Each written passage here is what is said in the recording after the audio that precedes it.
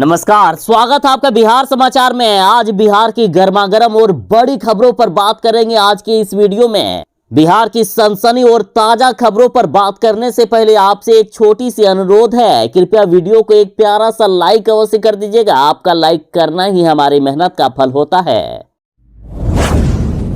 अब मुख्यमंत्री नीतीश कुमार जी शराबबंदी पर बिल्कुल ही अकेला पड़ गए हैं। पहले जहां बीजेपी वाले जीतनराम मांझी, तेजस्वी यादव, चिराग पासवान समेत लगभग सभी राजनीतिक पार्टियां शराबबंदी का विरोध कर रही थी, बिहार में शराब बेचवाने की मांग कर रहे थे। लेकिन बड़ी खबर है कि अब तो नीतीश कुमार के पार्टी भी नीतीश कुमार जी का साथ नहीं दे रहे हैं। देखिए, जदयू के विधायक गोपाल मंडल बोले हैं कि शराब तस्करों से मिली हुई है। ये सुशासन की पुलिस सरकारी नंबर बंद करके ये लोग प्राइवेट नंबर से लेन देन का काम करते हैं।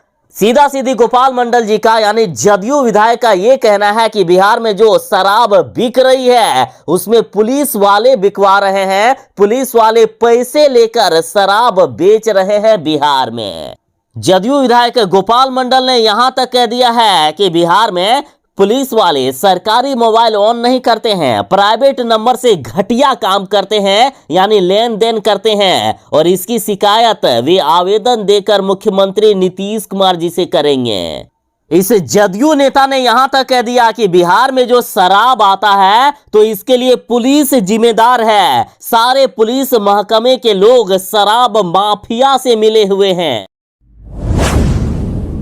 सवाल उठ रहा है कि क्या बिहार में अब शराबबंदी खत्म होने वाली है, क्योंकि बीजेपी वाले, जीतनराम मांझी, कांग्रेस, राजद, लगभग सभी राजनीतिक पार्टियां अब ये मांग करने लगे हैं कि बिहार में ये शराबबंदी खत्म होनी चाहिए। बिहार में अब शराब बिकना चाहिए। सिर्फ एक मुख्यमंत्री नीतीश कुमार जी हैं जो ये मान नहीं रहे हैं, बाकी सभी यही चाहते हैं कि बिहार में शराब बिके। और अब राजद नेता शिवानंद तिवारी ने भी बीजेपी को सलाह दी है कि यदि शराबबंदी कानून को हटाना है तो बस थोड़ा सा ये काम कर लीजिए। शिवानंद तिवारी ने कहा है कि आखिर कितने लोगों के मरने का मुख्यमंत्री नीतीश कुमार जी इंतजार कर रहे हैं। शराबबंदी से एक तरफ जहां राजस्व को भी नुकसान हो रहा है तो वहीं लगातार बिहार वाले भी मारे जा रहे हैं। ये बहुत ही जल्दबाजी में लिया गया फैसला था, बिल्कुल ही गलत फैसला है ये शराबबंदी। इसे हटाना सबसे जरूरी है।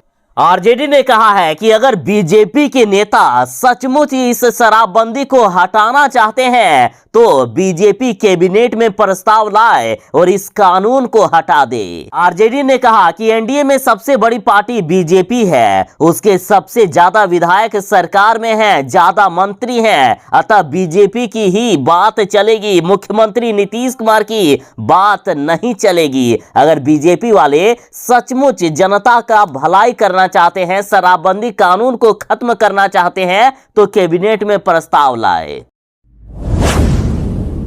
आम आदमी को बड़ा झटका लगा है। बीजेपी को वोट देने का परिणाम देख लीजिए। बीजेपी अब अपना रंग दिखाने लगी है। बीजेपी वाले विकास की बात करते हैं ना, तो लीजिए, ये लोग पेट्रोल डीजल की कीमत में ही विकास कर दिए। साथ ही घरेलू एलपीजी के भी दाम में भारी बढ़ोतरी कर दी गई है।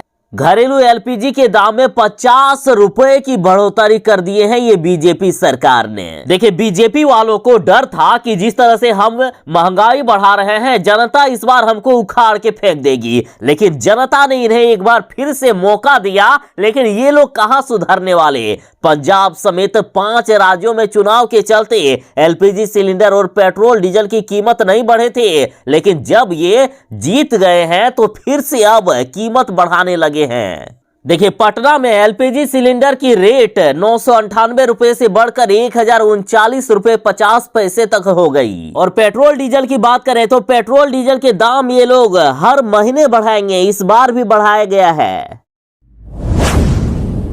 लालू यादव की सेहत को लेकर बड़ी खबर है। लालू यादव की तबीयत काफी ज्यादा खराब हो गई है। लालू यादव की किडनी काफी खराब हो गई है। रांची में उनका इलाज नहीं हो पा रहा है। अब वे दिल्ली चले गए हैं इलाज करवाने के लिए। बड़ी खबर आ रही है कि लालू यादव की तबीयत काफी ज्यादा बिगड़ गई है। उनका क्रिएटिनिन लेवल बढ़ गया है। उनकी किडनी में काफी ज्यादा दिक्कत हो रहा है। किडनी लगभग फेल होने की कगार पर आ गई है। तो वहीं डॉक्टरों के अनुसार फिलहाल लालू यादव को डायलिसिस की जरूरत नहीं है, लेकिन उनकी किडनी काफी ज्यादा खराब हो गई है, जो कि काफी चिंता का विषय है। और कहा जा रहा है कि पिछली बार की तरह इस बार भी लालू यादव को जेल से जमानत मिल जाएगी। पिछली बार जिस तरह से लालू यादव की सेहत को देखते हुए उनको जमानत मिल गई थी, इस बार भी 1 अप्रैल को जमानत याचिका पर सुनवाई हो रही है। और कहा जा रहा है कि 1 अप्रैल को लालू यादव जेल से बाहर आ सकते हैं।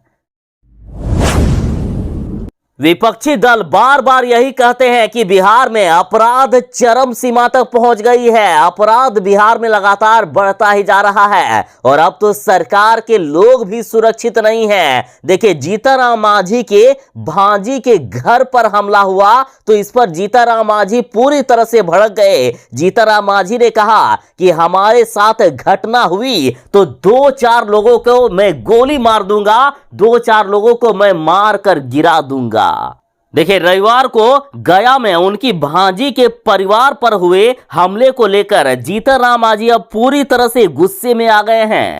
जीतनराम मांझी ने इस घटना को जघन्य अपराध मानते हुए धमकी भरे लफ्जे में कहा है कि भांजी का परिवार कमजोर है। यदि हमारे साथ ये घटना हुई होती तो 2-4 लोगों को मैं गोली मरवा देता, गोली चार्ज करवा देता, 2-4 लोगों को मार कर गिरा देता। इसके बाद जो भी होता हम देख लेते हैं। और जीतनराम मांझी ने पूरे मामले में नीतीश सरकार की पुलिस को कटघरे में खड़ा करते हुए कहा है कि इस मामले में पुलिस लापरवाह बनी हुई है। डोभी थाने में 20 लोगों के खिलाफ नामजद केस दर्ज किए जाने के बावजूद अब तक महज 1 आरोपी को गिरफ्तार किया गया है।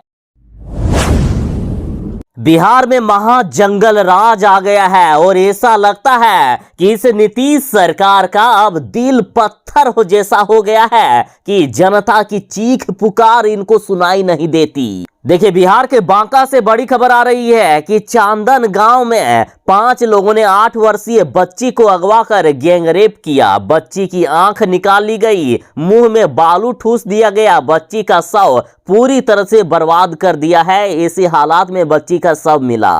कहा जा रहा है कि चारों तरफ गैंगरेप हो रहा है, बच्चियां सुरक्षित नहीं है बिहार में। बिहार में भ्रष्टाचार बढ़ा हुआ है और ये सरकार इसे सुशासन की सरकार कहती है।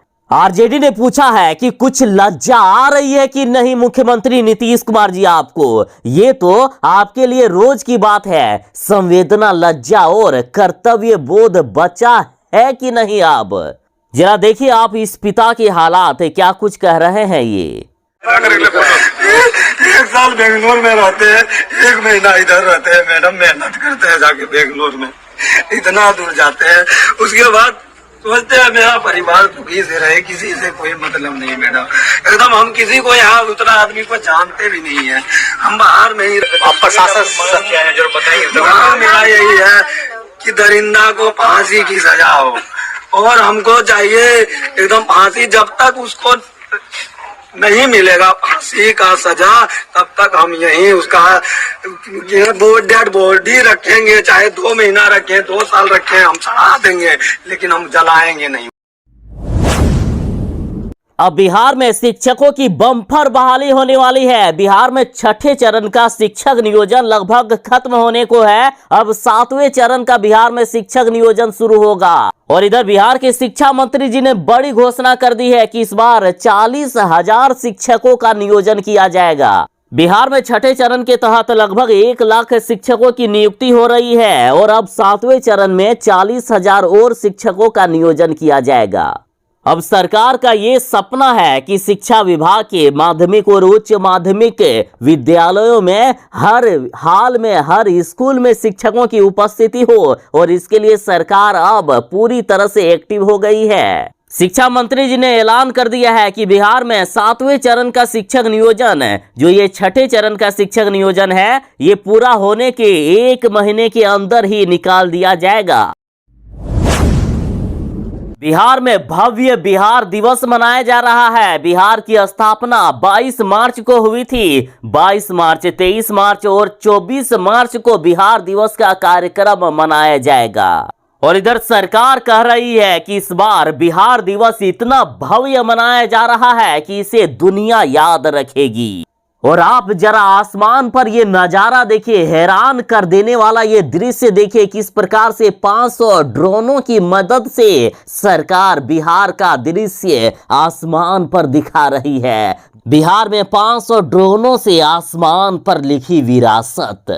और इधर बिहार के पटना में कैलाश खेर के गानों से सजी है सुरों की महफिल। बिहार के सभी जिलों में कार्यक्रम हो रहा है। और इधर मुख्यमंत्री नीतीश कुमार जी ने कहा है कि बिहार में हर क्षेत्र में विकास हो रहा है, किसी भी क्षेत्र को नहीं छोड़ा जा रहा है। बिहार का जो गौरव था उसे प्राप्त करने की कोशिश की जा रही है। नालंदा विश्वविद्यालय को फिर से स्थापित किया गया। बिहार में अल्पसंख्यक, महिला, अनुसूचित जाति, दलित का भी विकास हुआ। कभी शाम में यहाँ लोग निकलने से डरते थे, पर अब ऐसा नहीं है। अब बिहार का चारों तरफ से विकास हो रहा है, किसी भी चीज की कमी नहीं है आज बिहार में। बेचारे मुकेश सहनी कहीं के नहीं रहे, ना ही घर के रहे, ना ही घाट के। बीजेपी वालों ने भी धोखा दिया और इधर तेजस्वी यादव ने भी इनको धोखा दे दिया। एक तरफ जहां बिहार के बोचहां में होने वाले उपचुनाव में बीजेपी वालों ने अपना प्रत्याशी खड़ा कर दिया, मुकेश सहनी को ठेंगा दिखा दिया है। और मुकेश सहनी चाहते थे कि मुसाफिर पासवान के बेटे अमर पासवान को वे अपनी पार्टी की तरफ से खड़ा करेंगे, लेकिन तेजस्वी यादव ने मुकेश सहनी को बड़ा झटका देते हुए अमर पासवान को राजद में शामिल कर लिया और राजद की तरफ से उनको खड़ा कर दिया चुनाव लड़ने के लिए। तो इस तरह से मुकेश सहनी के साथ दोनों तरफ से धोखा हुआ। मुकेश सहनी एनडीए से बाहर हो गए हैं। मुकेश सहनी ने खुद कहा है कि हम कह सकते हैं कि एनडीए में तो आज हम नहीं हैं, लोगों ने हमें एनडीए से निकाल दिया है, बीजेपी ने निकाल दिया है। अगर हम एनडीए में होते तो हमें हमारा हक मिलता। इन्होंने कहा कि आज गठबंधन में हमारा हक हमें नहीं मिल रहा है, बीजेपी वाले हमें निकाल चुके हैं। अब मुकेश सहनी बोचहां में होने वाले उपचुनाव में अपने दम पर चुनाव लड़ेंगे, अकेले चुनाव लड़ेंगे मुकेश सहनी। वाह रे मोदी सरकार, लगता है ये मोदी सरकार ने ठान लिया है कि जनता को महंगाई से ही मार देना है। जिस तरह से बीजेपी ने महंगाई बढ़ाई थी तो इनको डर लग रहा था कि इस बार जनता हमें उखाड़ कर फेंक देगी, इसलिए 5 राज्यों में चुनाव जब तक पूरे नहीं हुए तब तक ना ही पेट्रोल डीजल के ये लोग दाम बढ़ाए और ना ही एलपीजी के। लेकिन जैसे ही रिजल्ट आ गया है, पेट्रोल डीजल के भी दाम बढ़ गए हैं, घरेलू एलपीजी की भी दाम बढ़ गए हैं। देखिए, पेट्रोल और डीजल की कीमतों में 80 पैसे प्रति लीटर की वृद्धि कर दी गई है और कहा जा रहा है कि हर महीने अब ये बीजेपी सरकार दाम बढ़ाएगी। वहीं घरेलू रसोई गैस के दाम में 50 रुपए की बढ़ोतरी कर दी गई है। तो इस पर राहुल गांधी ने कहा है कि अब गैस, डीजल और पेट्रोल के दामों में लगा लॉकडाउन हट गया है। तो वहीं अखिलेश यादव का कहना है कि चुनाव खत्म और महंगाई शुरू। कहा गया कि अब सरकार लगातार कीमतों का विकास करेगी। महंगाई की महामारी के बारे में प्रधानमंत्री जी से पूछिए तो वे कहेंगे ताली बजाओ। अब मुकेश सहनी बीजेपी पर पूरी तरह से आग बबूला हो गए हैं। मुकेश सहनी ने कहा है कि मुझे 4 महीने तक अपमानित किया गया। मुकेश सहनी ने बीजेपी को धोखेबाज कह दिया है और कहा है कि आखिर ये क्या मतलब है भाई, मेरी एक तरह से बेइज्जती भी की गई और ऊपर से बिना मेरी कोई राय लिए मेरी ही घर में घुस गए ये बीजेपी वाले। मुकेश सहनी ने बीजेपी से पूछा है कि आप अपने मन से सूची कैसे जारी कर सकते हैं। मैं कुर्सी के लिए नहीं आया, मैं अपने लोगों की हक की लड़ाई के लिए आया हूं। कुर्सी चली भी जाए अब मुझे इसका कोई गम नहीं है। सीधा सीधी मुकेश सहनी ने बीजेपी को चेतावनी दे दी है कि मेरी कुर्सी रहे या ना रहे मुझे कोई गम नहीं है, लेकिन बीजेपी को अब मुकेश सहनी सबक जरूर ही सिखाएंगे। मुकेश सहनी ने कहा है कि अभी मैं संघर्ष करके 4 बनाया हूं, 4 मेरे विधायक हैं, आगे 40 भी बना लेंगे। लेकिन ये वादा करके मुकर गए बीजेपी वाले, जो बिल्कुल ही गलत है। बिहार में जंगल राज आ गया है। बिहार में अब दिन दहाड़े अपराध होने लगा है। बिहार के बांका में मुखिया के पति पर पहले 2 बम फेंका गया, फिर कनपटी पर गोली मारकर उनकी हत्या कर दी गई। और इस पर तेजस्वी यादव की पार्टी राजद का कहना है कि बिहार में अपराधियों का मनोबल आसमान पर है, इनको किसी का भी डर नहीं है। आम नागरिक आज बिहार में सहम कर जीने को मजबूर है, पर ना सरकार जाग रही है और ना ही प्रशासन।